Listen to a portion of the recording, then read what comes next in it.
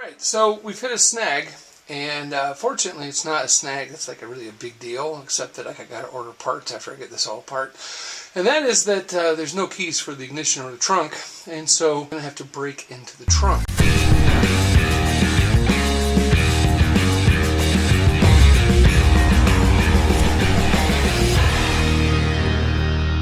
I'm going to crawl through. This is where the back seat was before, and right there is the latch mechanism for the car. And went up for the trunk lid, and what I'm going to do is I'm just going to go in there with my handy dandy 5/8 inch wrench, and I'm going to go back in there and just remove those two bolts. And even my big bad self, I can actually fit through that opening. So next step is to crawl on through. Oh yeah, don't let anybody fool you. This is way easier than it looks. I gotta make sure I put my arms bolt through first, because I gotta get my shoulders through, and it takes both arms. But all I gotta do now is just remove these two bolts. I know I'm blocking the light, but I just gotta remove these two bolts right here. There we go. There's one. And there you go, ladies and gentlemen. Now, escape out the trunk. Good times, baby, good times.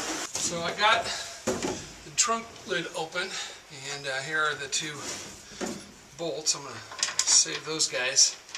God knows they get lost way too easy. The thing that actually I'm a little sad about is the state of the trunk. That trunk floor is pretty much crap. I can see the tank, the gas tank through there. I knew that I could see through this tire carrier port here. I knew that. I don't know what that is. I'll figure that out later. Bits and pieces and things hanging around, but well, we'll vacuum it out and we'll see what we got.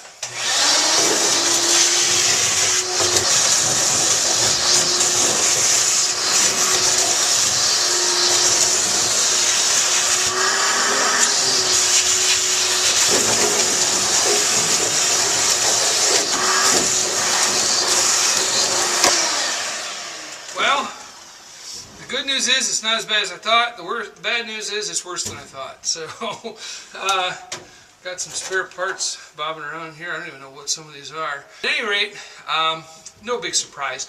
You know, actually, I was figuring I'd have to replace the whole floor inside the car, and I only got to do a little patching in there. So the fact that I got to replace this is really not that big a deal. And the metal over on this side is actually pretty solid. It's from about here over to the driver's side is pretty much a mess, up to the filler tube over there. So we'll work it out as always. But hey, just want to wish you guys a great day, and remember, be safe out there, whatever it is you're doing. I got to drop that tank before I start cutting on this. You know, I don't want to be throwing sparks around when I don't know the condition of the tank that's underneath this, because I don't know if there's gas in there. I don't know if there isn't. We hope you enjoy our videos. We hope you learn a lot from them.